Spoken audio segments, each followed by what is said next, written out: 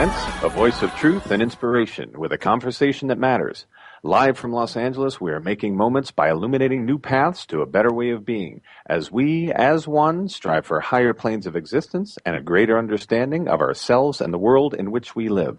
This is radio like you've never felt before. This is Life Changes with Filippo, with tonight's special guest, comedian, carpenter, author, father, husband, and all-around genius, Adam Carolla. And now your host, our MC, the master of change, Filippo Voltaggio. Well, hey, everybody. I'm Filippo Voltaggio, and I'm excited about today's show because we've got Adam Carolla on, and he's a cultural commentator, a comedian, a complainer extraordinaire, as some people have said, and all the things that Mark said at the intro here, and so much more. And is, in fact, he's got not only a hit podcast show, but he's also got a TV show coming up starting, actually it just started. So he's a busy guy, and he's got a lot to say. So I'm going to be quick so we can get to him. But it's interesting, a story that I wanted to share with you all relates a little bit to how Adam kind of is in the world. And I think you'll get it when I share with you that I was invited about 8 years ago to an Italian event here in America. It was an event that was really well attended by Italian dignitaries and representatives of the government from Italy and those that are here in the United States. And it was a big shindig at one of the big hotels in Beverly Hills and in one of the grand ballrooms. And it was this really, really impressive affair. And the young lady that was asked to sing the national anthem was a young lady that I knew, and I was happy for her and was happy for the audience because I thought they would get a treat because she's got a lovely voice. And she got up and sang the Italian national anthem for all these dignitaries and everybody who was standing up, and most of them singing along in Italian. And she sang, and they were all, you could just tell, I'm a people watcher, so you could just tell they were proud and happy that this was being sung because it meant something to them. And halfway through the song, everybody, and I mean everybody, stopped singing because the singer went into a completely different melody. As a matter of fact, she went into completely different words and a completely different meaning. By the end of the song, or the anthem, I should say, in the Italian national anthem, there's this really powerful phrase that says, even translated, even to our death, we shall fight, even to our death, to protect our country and to protect our pride or whatever all it says, but even to our death, which is very different from what she ended up singing, which was, we want to die.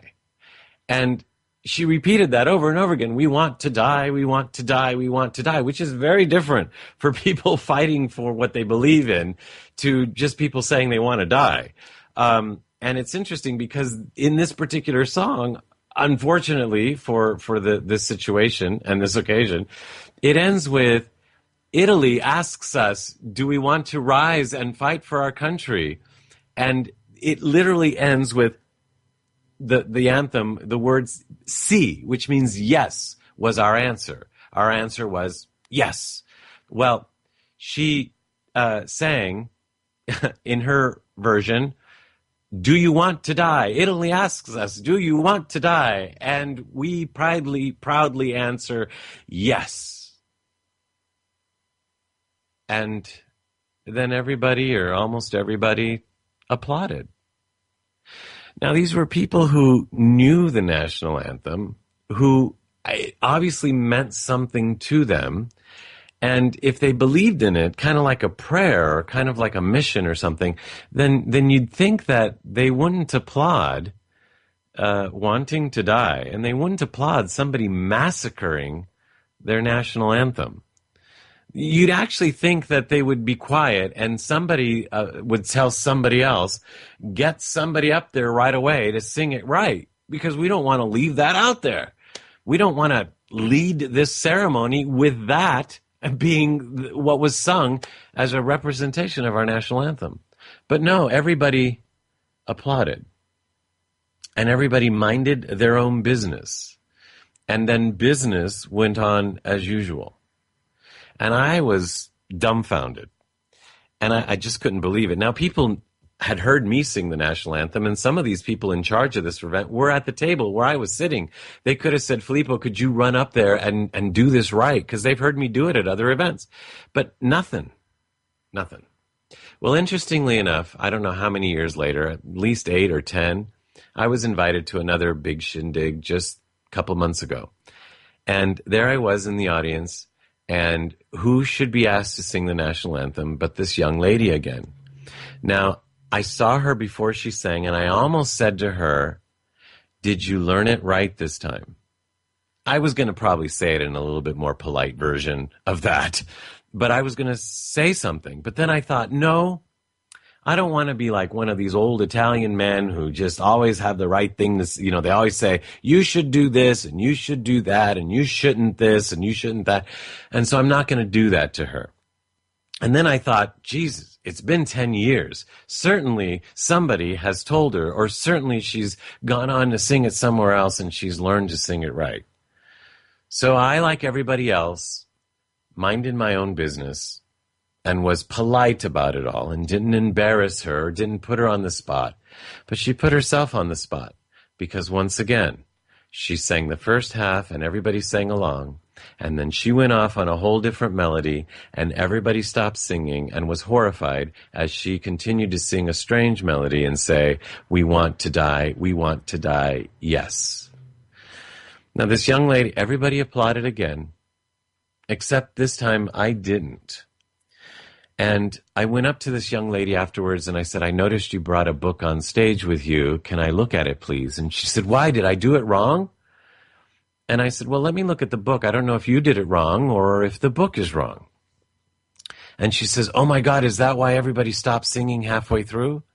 And I said, well, right. It's a different melody and different words. And I looked in the book and the young lady was singing exactly what was in the book. Sadly, it was a book of Italian songs written by an Italian or an Italian American, but it was completely wrong. But what was even more sad was that in these 10 years or however many years, if certainly she's sung this before for many audiences, even if it was just these two, nobody said anything to her, not then and not at this event. They said it to me, they made fun of her, they said that she shouldn't have been singing at all, but nobody went up to her and said, you might want to look at something else, that book is incorrect. And I ended up being that old man after all, or maybe not that old man, but maybe the person who minds their business, because maybe that was my business to tell her and to help her and to subsequently send her the correct lyrics and the correct melody. So in a way, that's kind of what Adam Carolla does. He maybe does it in a crotchety, old, angry, kind of, complainy way. But, and we might not agree with everything he says or how he says it, but he's bringing stuff up and he's doing his part. Now we can finesse it and fix it or whatever and make it look different or sound different if you disagree with it, but at least he's bringing it up and I'm glad we're bringing him on our show right after this. Clean water is not enough. Reverse osmosis, distilled water, and most bottled waters are devoid of naturally occurring minerals. They are acidic, unstructured, and hard to absorb and rob minerals from the body. IonWay's ionizers produce a superabundant supply of powerful antioxidants in each glass. Ionized water has a reduced molecular cluster size and a negative charge, hydrating you up to 6 times better. Water from an IonWay's ionizer will help you restore your body to its natural pH balance, boosting your vitality. And ionized water more effectively flushes acidic toxins from within your body. Drink the healthiest water available today. IonWay's water systems, their water changes everything. To learn more about IonWay's water systems and how you can own one today, visit our website at lifechangeswithfilippo.com and click on our sponsor page. You are listening to Life Changes with Filippo on the BBS Radio Network with your host, Filippo Voltaggio. You can visit us online via Twitter and Facebook And at lifechangeswithfilippo.com. That's Filippo, Filippo. This is great. We're back, and I'm Filippo Voltaggio, and our show today has a really special guest. And I'm excited about this because he's not your run-of-the-mill kind of person. He's Adam Carolla, and he is known to all of you, well, actually maybe not to all of you, as a comedian and a carpenter, an author and a father and a husband. And he's actually, according to many, an all-around genius. He's known primarily for being Dr. Drew's better half on Loveline. And Adam has also starred in The Man Show, Family Guy, Dancing with the Stars, and his independent boxing film, The Hammer. You can download his totally hilarious and totally free daily rants on The Adam Carolla Show, the Guinness Book of World Records winning #1 most downloaded podcast in the world. And you can get that at adamcarolla.com, CAROLLA.com. But in the meantime, we've got him on the line. Adam, welcome to Life Changes with Filippo. Thanks for having me, Filippo. No, thank you. You know, we've met a couple times at different events, and each time I've told you about my show, you've kind of smirked and laughed, and a couple times I wasn't sure if you were joking. You'd say, "Yeah, sure, have me on that show," because to a lot of people, this show, they think it's about spirituality, or they think it's about just about consciousness, but in a really ironic sort of way, you're actually almost the perfect guest for us because you're real and you talk from what you really feel. Where does that come from? Well, I have a huge interest in psychology and the human condition and how people are wired. And, I'm very interested in that. And I wouldn't call myself a spiritual person. I'm more of a sort of psychodynamic machinist. I'm interested in what motivates people and how we function.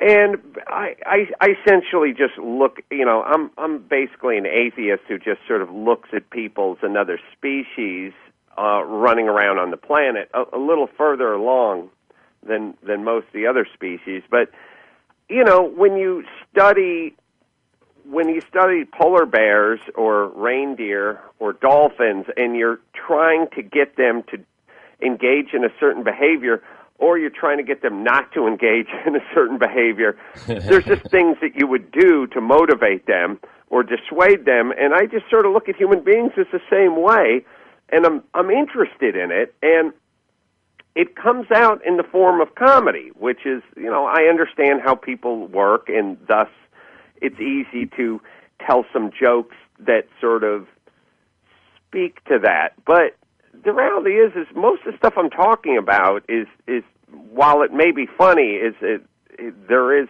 some truth in it.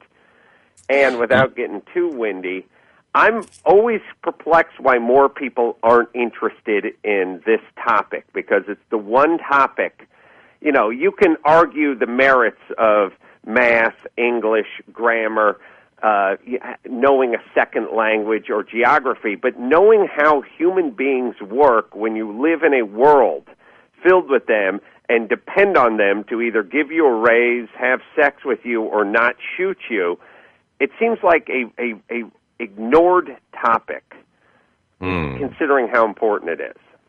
It seems highly illogical that we don't talk about this more. Absolutely.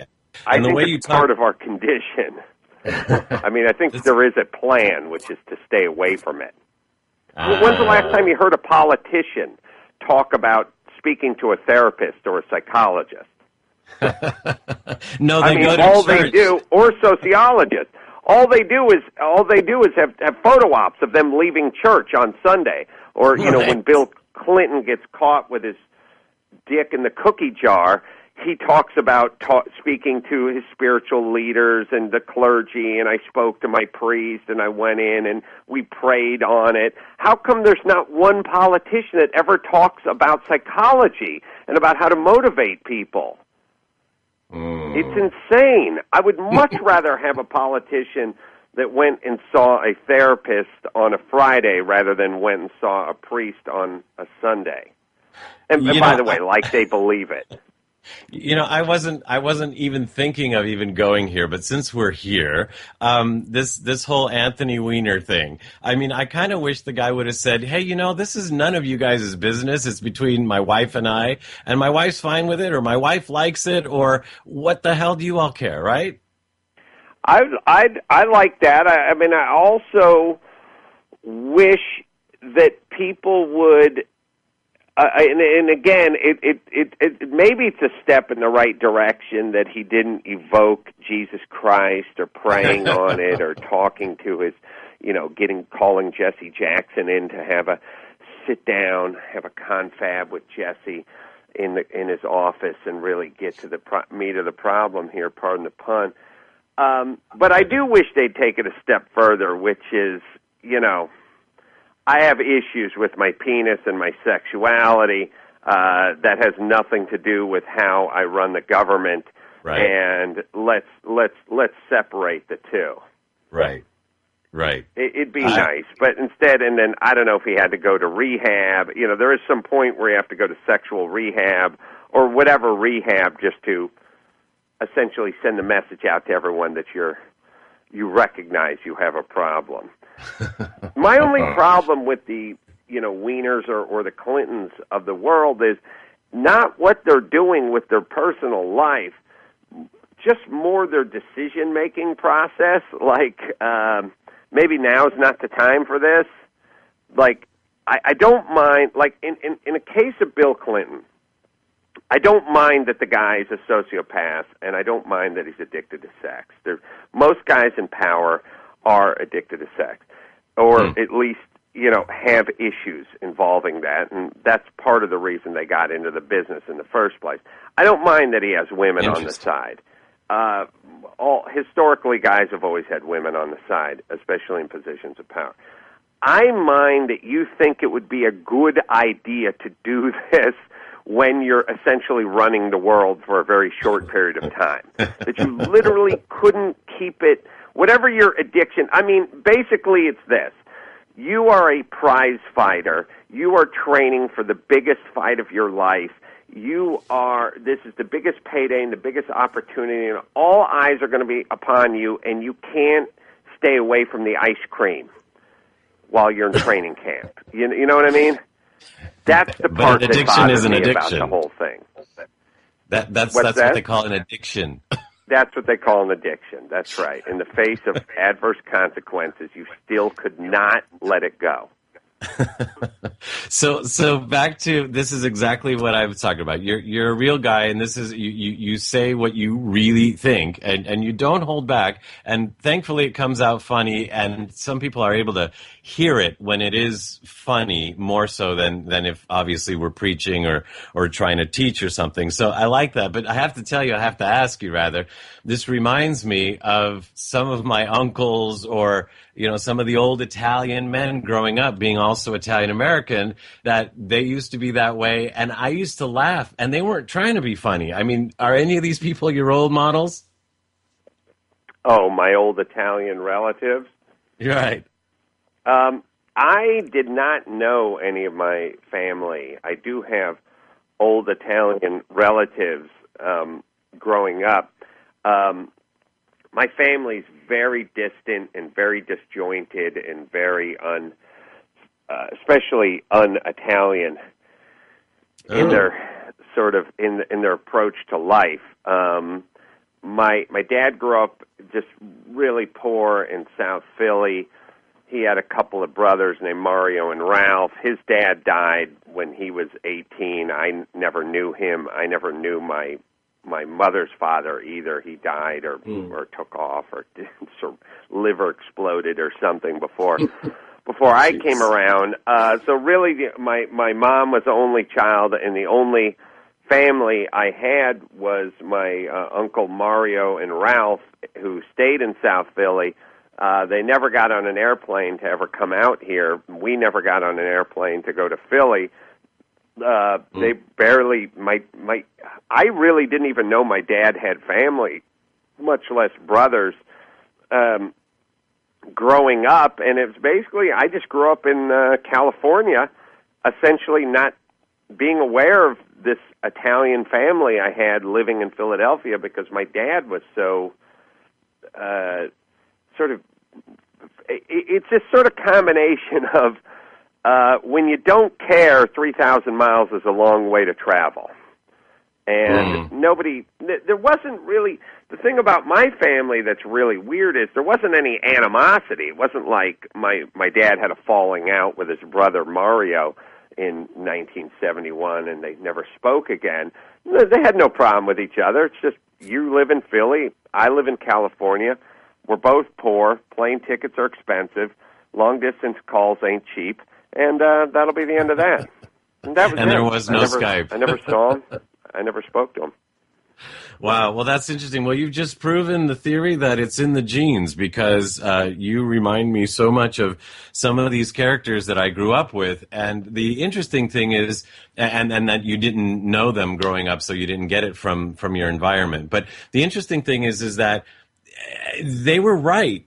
And we, some of us kids, we used to listen to what was being said at school or what was being told to us on TV by the politicians or what have you. And then these old crotchety men would just sit there and say, oh, it's all bullshit and you shouldn't believe that. And someday you'll see. And we just didn't believe them. And now we're all older and we think back, wow, they were right. So what is it that they have? The fact that they don't believe what's on TV. What is it that you have? Where do you get this logic? Well, it's a simple truth. I mean, what you know, it's just a good sort of basic horse sense. There's the problem. The problem is quite simple. You start looking at issues and you start looking at problems and you try to solve those problems. And when you start getting to the root of those problems, you start finding answers that you're not comfortable with. Right. You know, you start thinking, you know, I live in Los Angeles. We have a horrible problem here with illegal immigration and Hispanic students, you know, literally 50% of, like, male Hispanics don't graduate high school. You know, they drop out. So that's a pretty big problem. And you want to correct that problem. So you start looking into, well, what's a causation? What is the problem? What causes this problem?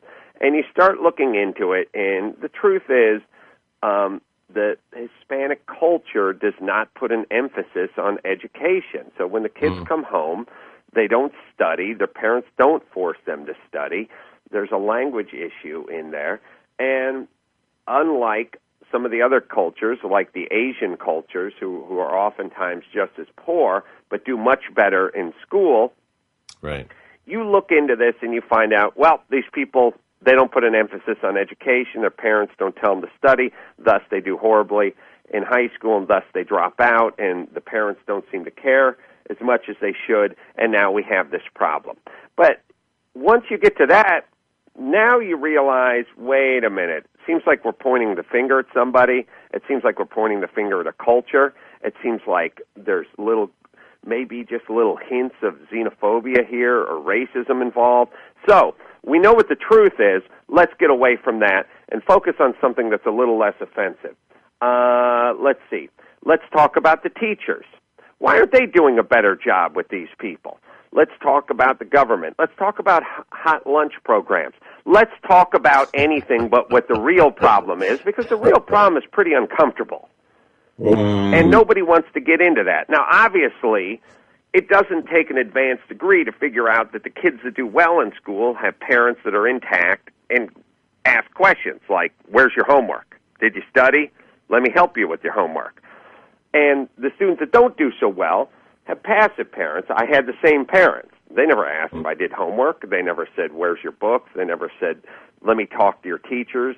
And thus, I was a horrible student. It's pretty straightforward. But if you want to start looking into the water supply in my municipality or the hot lunch program or what the teachers aren't doing, you're just chasing butterflies at that point. But it's a lot more comfortable than pointing a finger at a culture, and no politician's ever going to do that. See, this is why I say that you're like the perfect guest here, because actually somebody wrote about you, and it was in an article that they were not happy with some of the things that you said, but ironically they paid you some of the biggest compliments in so doing.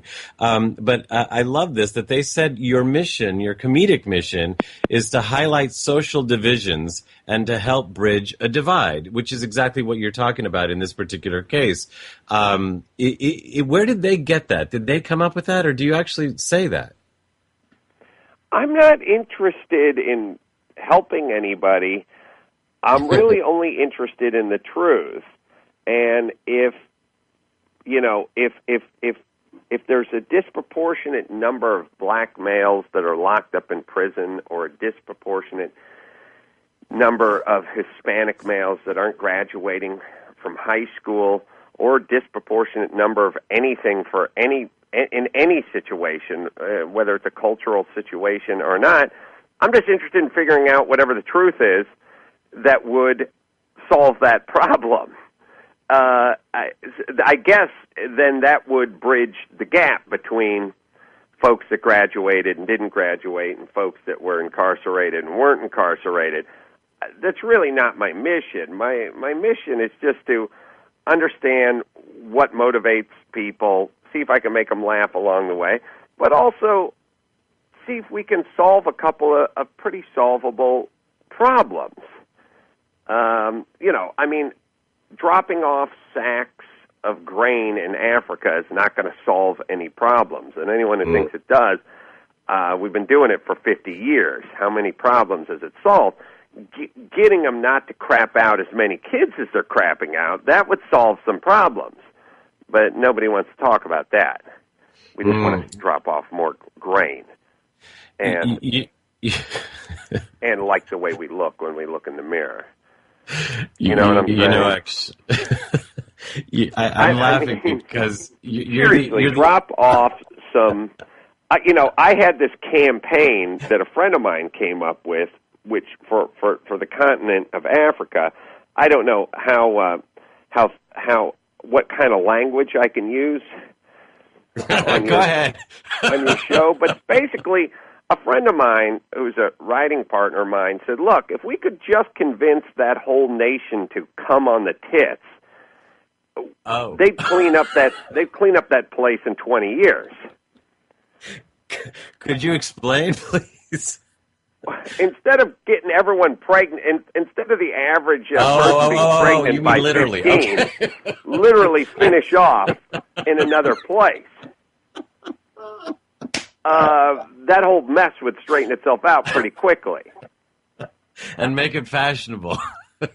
Yes. Start a campaign instead of dropping off more sacks of grain. But anyway, no one wants to talk about that, and then I'm a heretic for bringing that up. I'm really just an I got atheist. a good laugh out of it. I can't wait to see the emails that come in. Actually, you talk about something that I've never heard anybody talk about, and it's interesting because you're very much into the quote unquote man thing, which how more appropriate that you're the one that talks about this. You're saying that men are portrayed on television as buffoons, and that we're not that dumb. And if you look at it, it's kind of like man bashing. But for some reason, it's okay, and I don't get that. Why is that okay? It obviously why is isn't. it okay? Because we're number one. You can't bash someone. If someone is down, obviously, whenever there's a situation where there's the three white guys and the one black guy and they're in the office space, it's the three white guys that are acting like idiots, and then the one black guy is rolling his eyes. If you had three black guys acting like idiots and one white guy rolling his eyes about how stupid they were, there would be letters written, obviously. You can't do that. It's like, look, every single one of those ADT security commercials has a white criminal. Every single one of them. Every single one of them has a white guy kicking in the front door. Everyone. Why do you think every single criminal is white? No, but if you made every single one of them black or Hispanic, or you spread, well, if you made them Asian, it'd be confusing. The point is this. Every criminal is white, and every buffoon is a white. First off, the husbands are lazy, where the wife says, honey, we need to go to the Home Depot to get some work done this weekend. And the guy says, what? I don't want to get off the sofa. I'm watching arena football. Come on, honey. Come on. We're coming down to the Home Depot and getting some work done.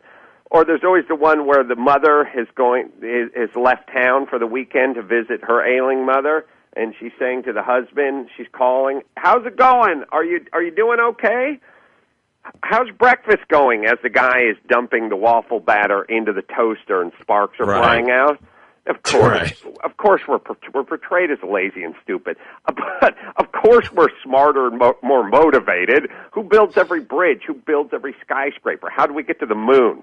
A bunch of chicks? Are you kidding me? It's easy. It's an easy equation. We're doing better. We weren't we're talking smarter. about. We weren't comparing the men to the chicks. We were comparing the men as they're portrayed on television as buffoons. Now this is a whole different thing. What's that? Well, we were talking about how men are portrayed as buffoons, and so you're saying who builds the bridges? Obviously not the buffoons. So we're in agreement on that. Now whether the chicks aren't building bridges, I don't know about all that. Would we be on the moon? Who got us to the moon? Women? Combination? Okay. 50-50? What do you think the ratio would be on getting us to the moon? 50-50 men and women? Well, I think at the time the women weren't even involved, so that's not. Why not? Because the men were number one, right? So we didn't let them get involved. How did it get that way? How did we get to that point? But I wasn't there, so I don't know. Listen, we do things better than they do, and they do things better than we do. There's certain things they do better than we do, and certain things we do better than they do. But building bridges is something we do better. And by the way, every one of these commercials where the guy can't cook, how many Michelin-rated chefs are men versus women? Aren't all the famous chefs dudes? A lot so of you don't truth think we to can that. cook better than women, too? We don't bother with it, but you don't think we're better at it? Actually, obviously men do bother with it, and obviously they're very good at it, and it's interesting that you should say that, because it was always the women growing up Italian-American that cooked, always, always, always. But yeah, you know why? Because men were lazy, and we didn't feel like it. But on special occasions, the men were better at it. On special occasions, the men would cook, and it would be extremely delicious. And I wondered, well, how come they're never cooking? Probably the same reason why you say some men don't like to go get the cement out of the truck, and some men do get it. Yeah, the point is, my point is this: women are much better at certain things, and men are better at other things. I get that.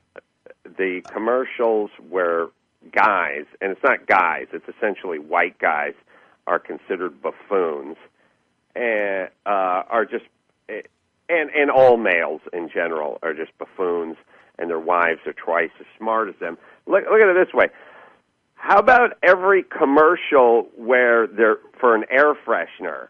It's the guy who's stinking up the place. Oh, look at him with his stinky socks and his cigars. Right. He's frying up catfish. And the woman following him around trying to get him not to smell so much. Right. Look, right. guy, we're number one, so anyone can make fun of us. You can't make fun of, you can't speak the truth. It's just what I talked about before. Look, you have to have all white criminals, because what are you going to do as a white guy? Call ADT and go, hey man, I'm pretty cheesed off about this inaccurate depiction. No, you don't care. But if you made them all black, then you'd have Jesse Jackson up your ass, and they don't want that. So well, the point is, talking about make it the group that's not going to complain. Do you see what I'm saying? I see what you're saying, and for all of you listening, Adam's been talking about number one, and Adam's show is the number one most downloaded daily broadband show since its debut in March of 2009. It's number one on iTunes, and he's got over 200,000 daily listeners. Our guest today has been and is Adam Carolla, and you can learn more about Adam Carolla and download his podcast at adamcarolla.com, and that's Carolla as in Carolla.com. And when we come back, we're going to be talking about his book. I love this name, actually. In 50 years, we'll all be chicks. So stay tuned. We'll be back with Adam Carolla on Life Changes with Filippo right after this.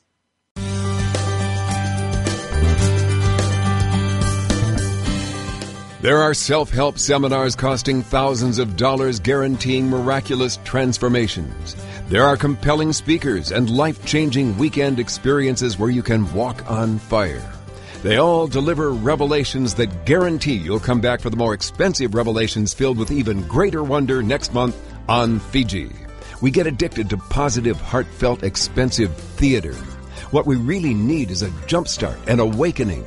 Someone who can give us a reminder that everything we need lies within. Through inspiration and practical knowledge, Dorothy Donahue helps people get grounded and motivated, inspired and energized. It's not just words and affirmations and the power of intention. It's a mindset brought about by a tangible, transcendental experience, an audio-visual, physical, spiritual experience that helps us realize we transform ourselves. We get tools to become the conscious co-creators of lives of unlimited potential. Find out more. Go to DorothyDonahue.com.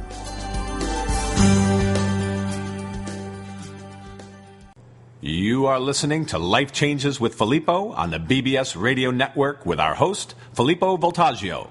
You can hear tonight's show and all our past shows, which include luminaries such as David Wilcock, Mariel Hemingway, Georgios Tsoukalos, Marcy Shimoff, and Shadow Stevens on our archive page at our website at lifechangeswithfilippo.com. That's Filippo, Filippo.com. Remember, you can also connect with us via Twitter and Facebook, and now in our own community at lifechangesnetwork.com, where real people come together to share real life in real time. That's lifechangesnetwork.com. Well, I'm Filippo Voltaggio, and we're back with our guest Adam Carolla today, who's been he's been touching on a lot of subjects, and some of you may agree, and some of you may not agree. But the point is that there's some logic here that we're not looking at, and he's been known as a cultural commentator, a comedian, and a complainer extraordinaire. And it's interesting because some of the complaints, you know how they say, like, what is it, the squeakiest wheel gets the oil or something like that? It's like, here we are. Yeah, they also say the nail that hangs out gets the hammer. So there's kind of two. There's two. You can squeak and you'll get grease, which is a good side of it. But getting the hammer doesn't feel good either. Actually, you know a lot about grease. You're kind of a mechanic and at heart, in a sense, and you like machines, cars, and you got a new show coming out called is it called Cars? The Cars or the Car Show? Called the Car Show, yeah.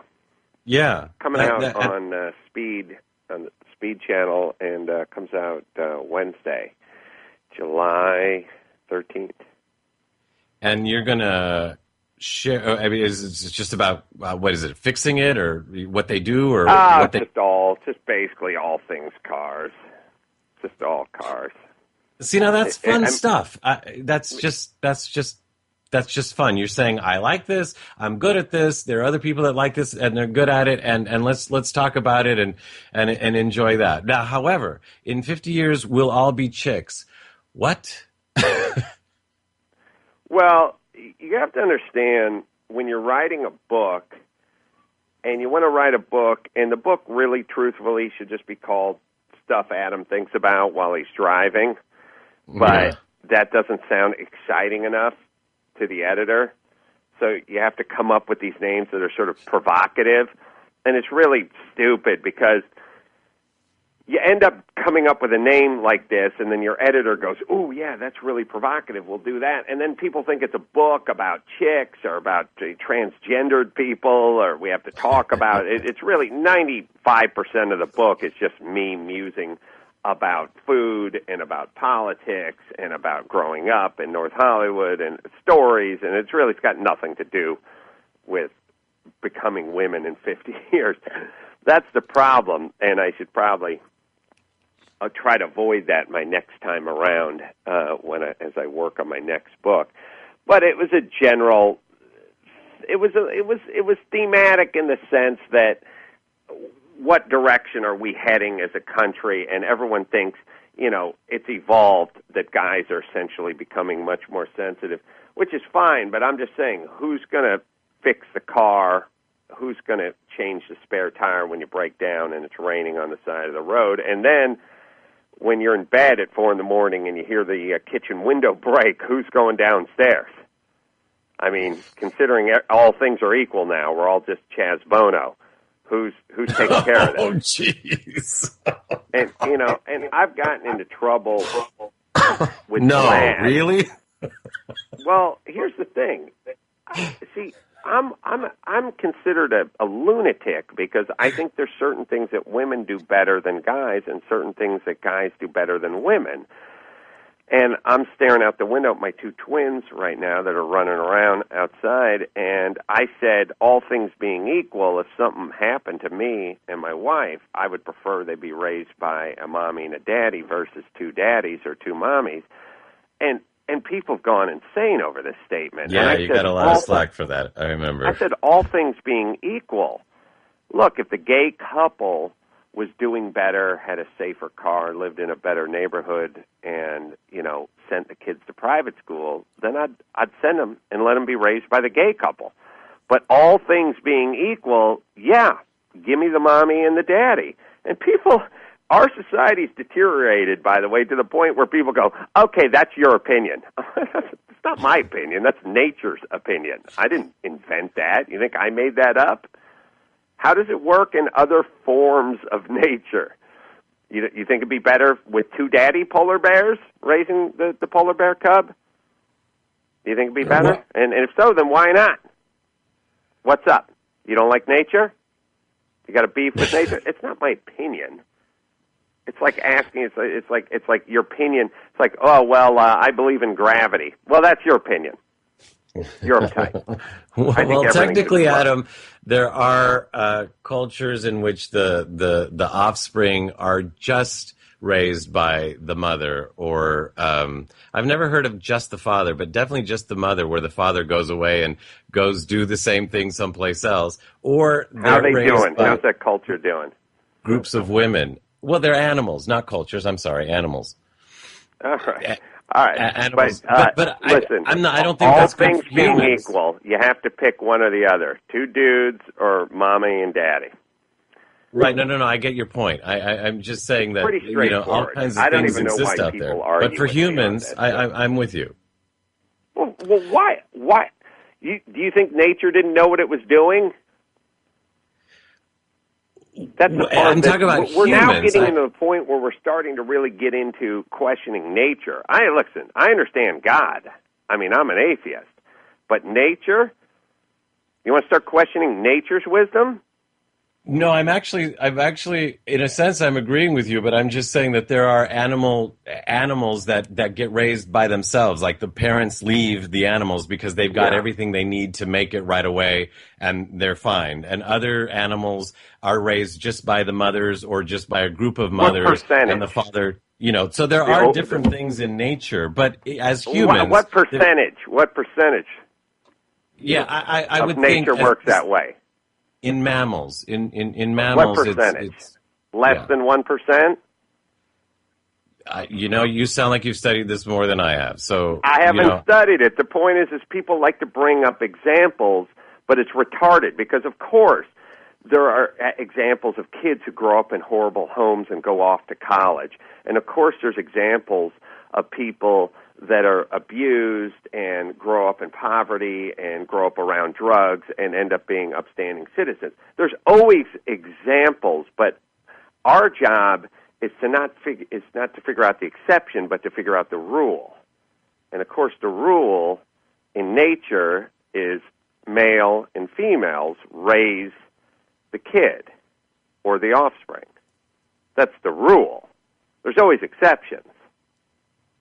Right. An exception would be if the father is a weird guy with facial hair or weird facial hair, or the guy who says his wife is his best friend, or the guy who says he doesn't own a TV. Here's the reason I'm being a dick. The reason I'm being a dick is because every time someone like me says, hey, man, what we need to do is take these kids and these single moms who are crapping out all these kids and get them on birth control, and then some asswipe raises his hand and says, did you know Senator so-and-so came from a family of 11 and his mother was a single mother who raised, and it's like, all right, that happens on occasion, but I'm looking at the majority here.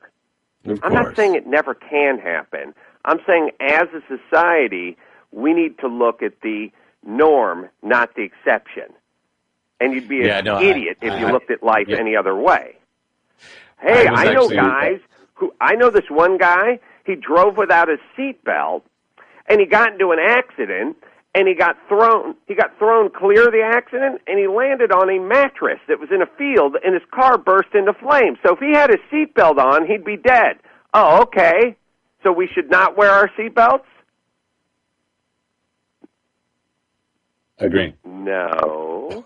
that was an exception. But you bringing that up, and I don't mean you, Filippo, but I mean the asswipes that bring that up constantly, what is your message? Oh, okay, no seatbelts? Is that what you're saying? And if that's not what you're saying, then shut up. Yeah, exactly. And just so you understood what I was saying, I was actually using your book to make what I thought is a pretty funny joke that you make about, I said, as long as the father isn't a guy who says he doesn't own a TV or who has funny facial hair or says his wife's his best friend, which were hysterical things that I read in an excerpt from your book. And I thought, this is funny that you point out this stuff. And some of us have fallen into these things. That's the beauty of some of your humor, to me, is that we could laugh at ourselves. We could see ourselves in some of these guys, for example, and say, yeah, I've done that. Yeah, that is pretty dorky of me, right? Well, I appreciate that. The guys who, I know it's weird. I wouldn't call it funny facial hair, but it's more, well, it ends up being funny. But it's that meticulously groomed, takes you at least an hour in the mirror every day to get that Sharpie thin sort of sideburn that comes around and turns into a mustache. It's like that beard, but it just looks like someone drew it on with a Sharpie, and it was just a single line going down your cheek and over your upper lip and around your chin. And I realized the reason those guys have that disgusting facial hair is not because it looks good. It's because they get more mirror time in every morning. They get to stand and stare at themselves for an hour every morning in the mirror. It's narcissism. Could it be they're trying to be different and get attention? It is that, but when every second douchebag has that retarded facial hair, then how different are you? I mean, if you think about it, it's sort of like a tattoo. You really, now 60% of people under 30 have a tattoo. How different are you? Or are you just joining an ever-increasing line full of douchebags who can't carve their own unique little corner out in this world, and instead they just have to pay for someone to put something on them? One of the things that really resonated from your book, in 50 Years We'll All Be Chicks, was the guy who wants to know where you got your cold, and not because of the cold, but because we talk about such meaningless things in this lifetime, so many of us in this culture, civilization, whatever, that here you are saying, let's talk about the important things, damn it. So, not the cold. That is a funny guy where you're, just this notion, well, you see, you get sick once a year, maybe once every other year, if you're lucky. Do we need to get to the bottom of it? Do you know what I mean? Like there's that guy. Where'd you get? Were you traveling? I always say this. In the book, it says, the guy will go, "Where'd you get the cold?" Yeah, what? And I always just say to him, "I don't know. I'm sick. I get sick once a year or something." You got kids? Yeah. They in preschool? Yeah. Okay. They brought them home. They probably brought. Have you been traveling? Been traveling? Yeah, I've been traveling, doing some gigs. Yeah, airplanes. They recirculate the air. I basically, in the book, I just said, "All right, Dick. Next time I need to go to Chicago on business, I'll take a donkey, and I'll see about having those kids removed from the home immediately." Like, what the hell do you want me to do? What would you like me to do? Cease air travel and take my kids and drop them off at the orphanage? What do you want me to do with your non-information? You get sick once a year, big whoop. Who cares where you got it? And let me tell you something. I'm not one of these pussies that use Purell, and I know that stuff's bullshit. I've never touched that crap in my life, and I get sick less than anybody I know. Quite easily. There could be something to that. Of course there's something to it. Remember I was telling you about nature. Don't you think nature knows what it's doing? You think nature has you think nature intended us to take disinfectant and put it on us every 20 minutes?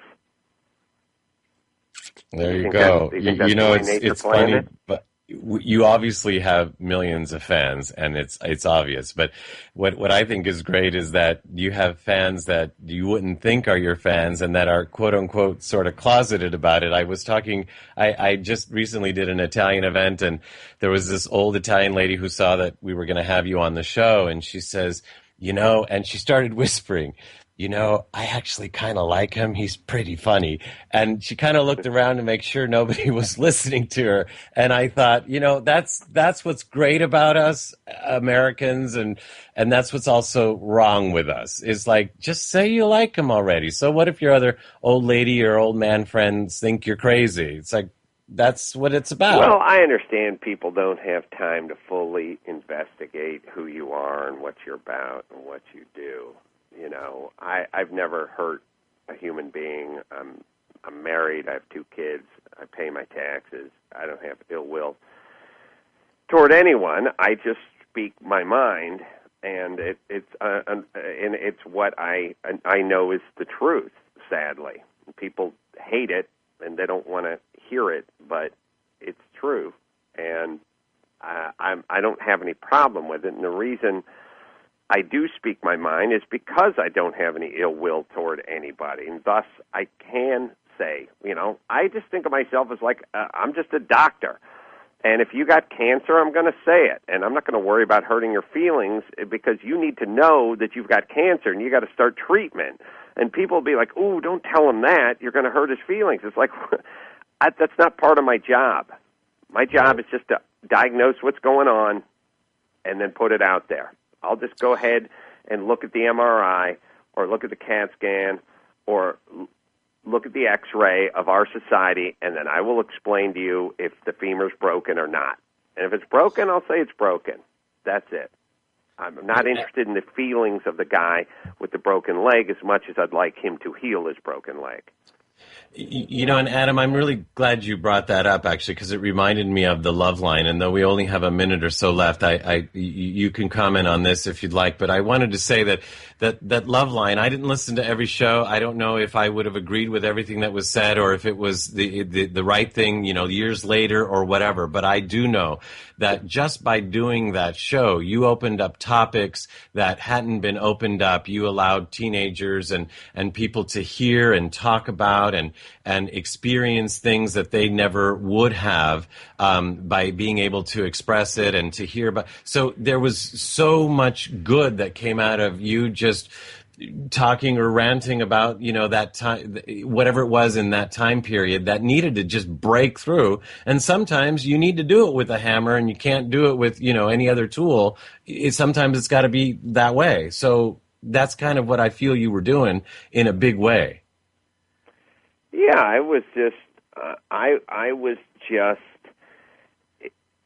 again, just calling them like I saw them, and as you do, if you do that job long enough, you will definitely start to see patterns.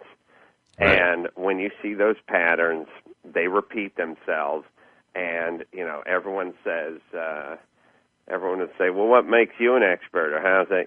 That's just your opinion, and blah blah blah. Here's the thing. I am a journeyman carpenter, and I can build a house, or I can build a cabinet, or I know it's not like I'm handy.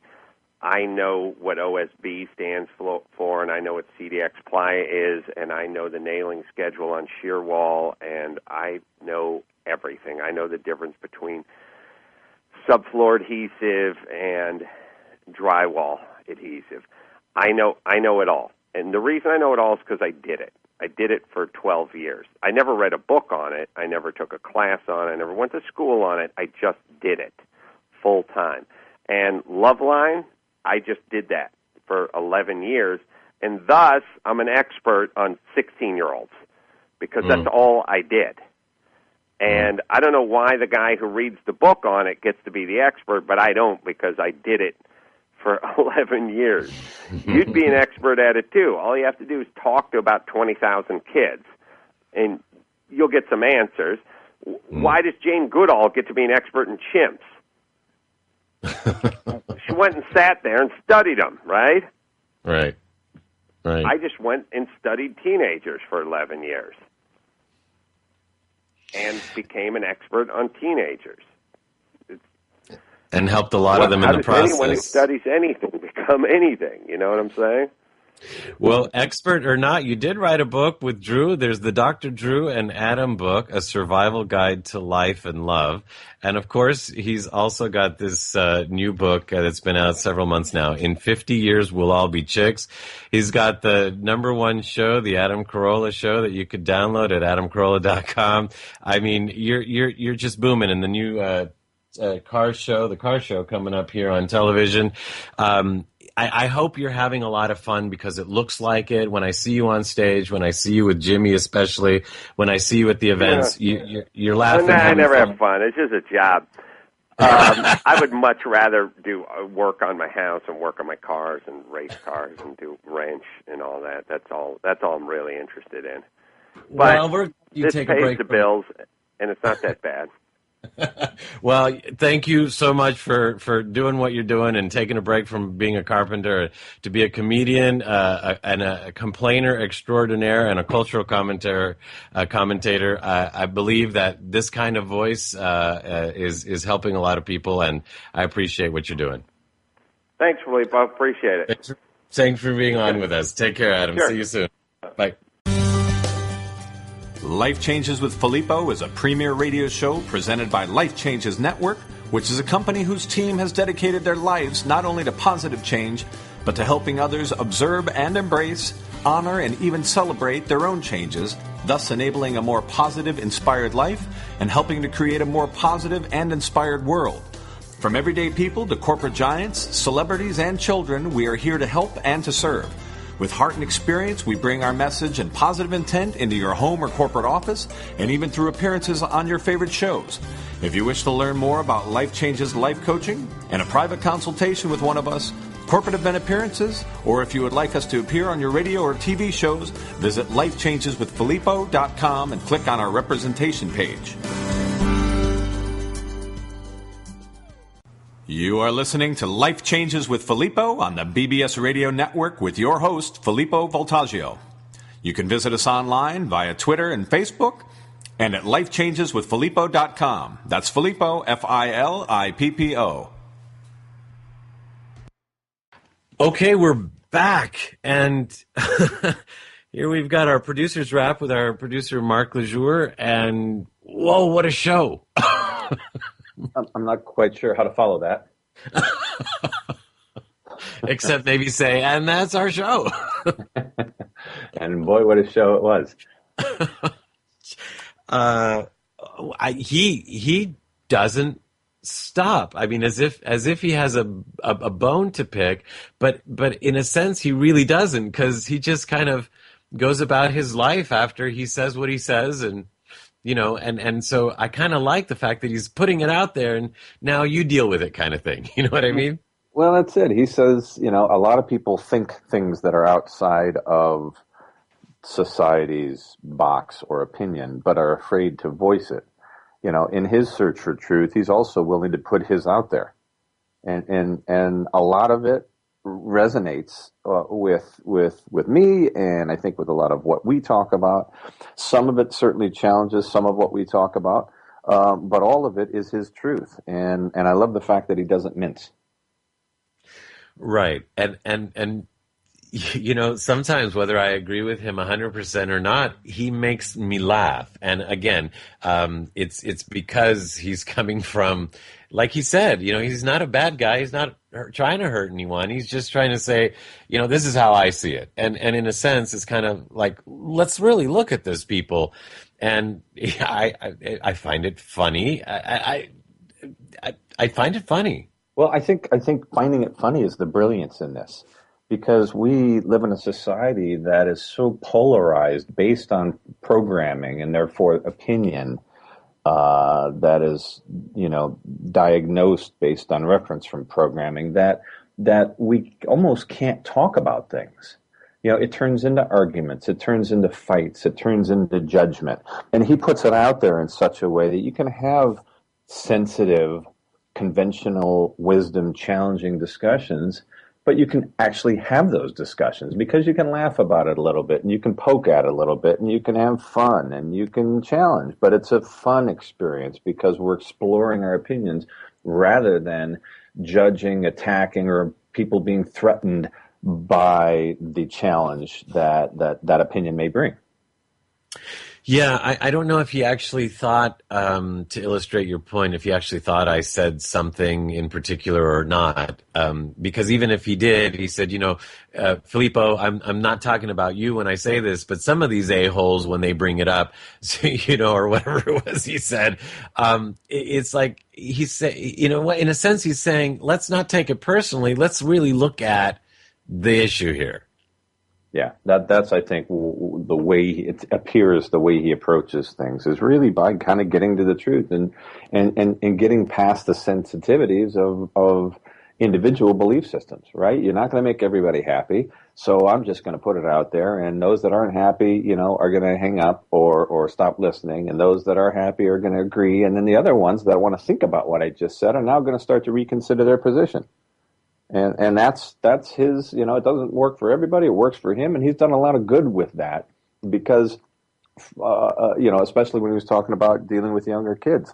Sometimes, right. There's so much that happens with children. I noticed this watching shows like American Idol. Some of these contestants come on and they are so disconnected with the reality of how people may perceive them or what the expectation is, where the bar is set. And they're completely destroyed when they're told they can't sing or when they're judged in that way. And it reflects only to the fact that they have had people around them that have been afraid to tell them the truth all of their life. Right. And not necessarily that it has to be done in a harsh way, but afraid to direct them and coach them and be with them as they find a different path or something new or improve on what they're doing. So instead, the bar is set and they live in a certain acceptable, mediocre position that never gets challenged until suddenly, boom, they're, exposed to the whole world and this truth is uncovered. Well, that's kind of what I think a lot of kids deal with, is because parents don't want to hurt their kids' feelings. So they're going to, yes, you go and you do that and you're a great singer, or you're a great soccer player, whatever the case may be. And maybe that kid, maybe they're trying something new, and maybe they're just not meant to sing or meant to play soccer. Maybe there's something different that they're meant to do, but they don't know any different because they've heard, I'm a great singer or I'm a great soccer player, because of the lack of truth that is around that communication. And there's definitely an argument for Adam's brand of comedy and what he does and his ability and desire to kind of just lay it out there. Mark, kind of to your point, like my monologue at the beginning with the young lady singing the national anthem wrong and nobody saying anything, So I'm sure she was more mortified now, thinking probably back on all of the times that she, sang it wrong and all the people that heard her sing it wrong, than if somebody would have just told her the first time. Precisely. It's interesting. And then the other thing you said was Adam's brand of humor.